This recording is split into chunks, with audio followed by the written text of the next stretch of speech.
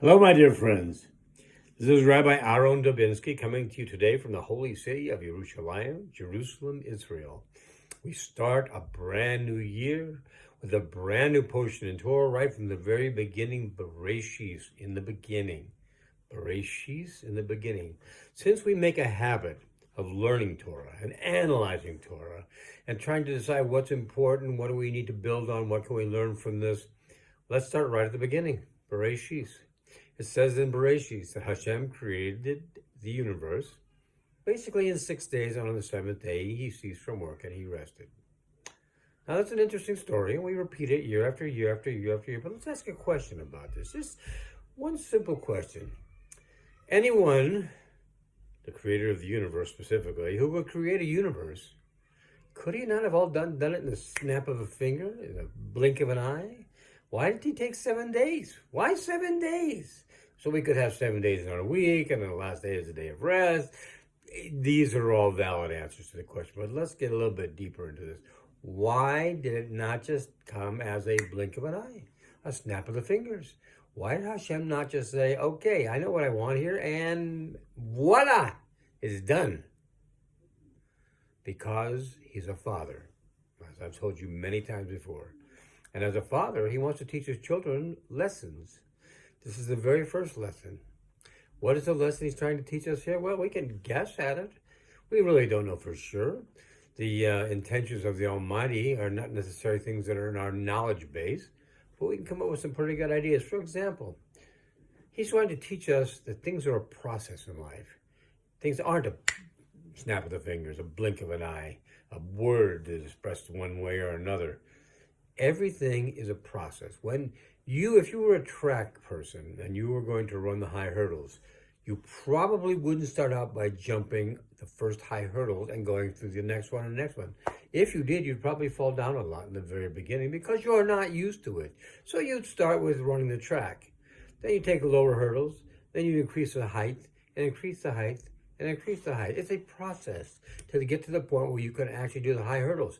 Who knows? If you get to the point where you're really good at it, you might decide to try the high jump, where you could jump heights that are higher than you are. Or pole vault, where you get even beyond that. The point is, it's a process. And everything we do is a process. I have people come to me all the time who are Hoser B'Tshuva, like I am. I'm a Hoser B'Tshuva. People say Baal Tshuva. Baal Tshuva means you're a master of Teshuvah. And I'm not a master of it. I just returned to Teshuvah. That's who I am. I'm a Hoser B'Tshuva. I returned to Teshuvah. And I would like to think I could be a Baal Teshuvah at some point. But who would know what that point was besides the Almighty himself? So I consider to refer to myself as Hoser B'Tshuva. So I talked to a lot of others who are like this. People who grew up in an area where I thought I was really, really religious. Really, really religious. Why did I think I was religious? Because from third grade on in regular school, every day, Monday through Thursday, we went to Hebrew school for 2.5 hours after school. Every day, Monday through Thursday, we had a carpool. The mothers took turns, and mothers didn't work in those days; they worked at home. So they took turns. And they took us to the shul where we went to go to Hebrew school. Sunday, we went to Sunday school. Saturday, I went to the junior congregation, which was for kids in the shul. So you could say in my world, 6 days of 7 were devoted to being in shul. But we were not as religious as I thought we were. Our kashrus was not what it should have been necessarily. A lot of things we did weren't necessarily what they should have been. We lived a good deal from our shul, so walking was an impractical type of thing. So we had to drive. There were many, many other things, but we were doing, at that time, what we knew best how to do. My parents guided us to the point where we did more, and that was a good base. It was a good start. It wasn't the end, but it was a good start. As I got older, I went through all the different phases that other people go through. Sometimes more religious, sometimes less religious, all depending on my mood at the time, because, when you're growing up, your moods do change. However, when I finally got to the point where I decided to become committed, to become an observant Jew, become a Hoser B'Tshuva, come back and take care of all the halachos. I did that. And at least I think I did. I've done it to the best of my ability. I'm sure there are things that are not exactly right. However, the point is, I tried. I did the best I could at this. Now, I have people come to me all the time and they want to be a Chuzar B'Tshuva. They have been, they didn't have the background that I had and as a child. They didn't have any background. I have somebody I'm dealing with, and it's very difficult because he went from being a person who had no Hebrew name, with a mother with no Hebrew name, with a grandmother with no Hebrew name, to a person being an observant Jew. Do you know how hard that is to start from ground zero and build your way up? And he's done a remarkable job.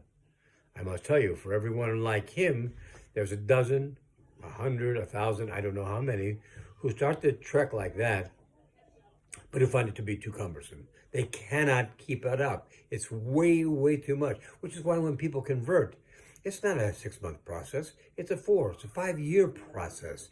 It takes time because you have to ease in to all the things you have to take care of because it's a process. And Hashem teaches us very early on in Breishis. It's a process. The way He created the universe. First, He created the day, the light from the darkness, day and night, the suns, the moons. And He goes on and on and on. He does them all separately to show us, even in His world of creation, there is a process.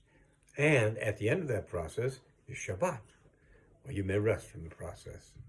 These are things that we, as human beings, need to know.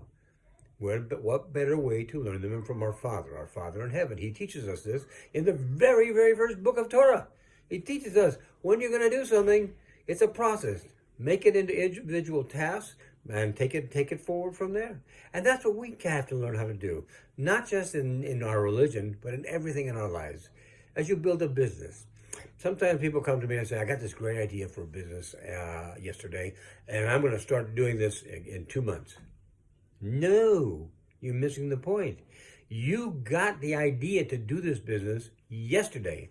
So you've already missed the beginning, but you can start making it up today, not 2 months from now, today. Why? You got the idea now, so you could take the steps to put this idea into motion now. What do I mean by put it into motion? It doesn't matter. Name the business. Get a notebook and start making notes. These are some things, the thoughts I've had about what I want to do in my business.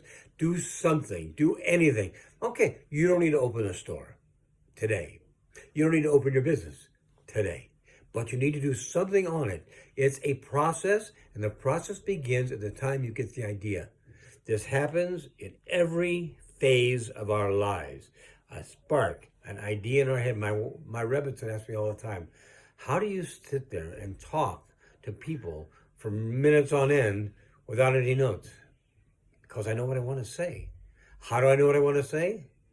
Well, I would love to tell you that I'm so bright and I'm so well learned that it just comes to me, and it comes out of all the things I've learned in my life, and some of it does to some extent. But that's not where it comes from. My ideas come strictly from HaKadosh Baruch Hu. And so I'll be sitting there and I'll say, what can I do? What can I talk to the people about today? What do you think they need to know? What would you like me to say to them? And even though you might think it's a little bit strange, I actually think I get a sign. I get something pops into my head that wasn't there a moment ago. To me, it's only one place that could come from. Because you see, remember, there's a little spark in here, which is a little spark from Him up there. We are part of Him. And He makes sure to communicate with us. It's like a little ship corresponding with a mothership. And He's, in this case, the mothership. This is where our ideas come from, and our innovations come from. Do you really think that man discovered things all by himself to discover fire? What made him get the idea to create fire? Hashem gave the idea to create fire. Where did the idea come from? From anything that we benefit from today. It came from a little thing that became a bigger thing, that became a bigger thing, that became a bigger thing. And what ends up happening, eventually it gets great. The people who lived 1,000 years ago couldn't begin to foretell, to foresee what world we live in today, how you can pick up what looks like a little brick and sit here and tap, tap, tap, tap, tap, and talk to someone halfway around the world in a matter of seconds. They couldn't even conceive of something like that. They would have thought it was ridiculous. As a matter of fact, the Ravs always said, Mashiach comes soon, and may I not be here when He comes. And there are many interpretations of that, but one of the interpretations is they didn't feel comfortable that they could go beyond all the distractions of the life we have today. and live the kind of life that you need to live to be a Torah observant person. So remember, if you're not there yet, it's not because you're doing anything wrong. It's because it's a process. It's a step after a step after a step after a step. And then one day you look back and you say, oh my goodness, look how far I've come.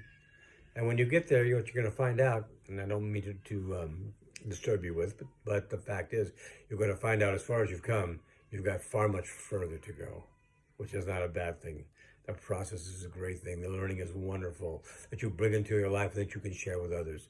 So my friends, remember, as we start this new year, as we start this new Torah, it's teaching us that we ourselves need to learn that everything in life is a process.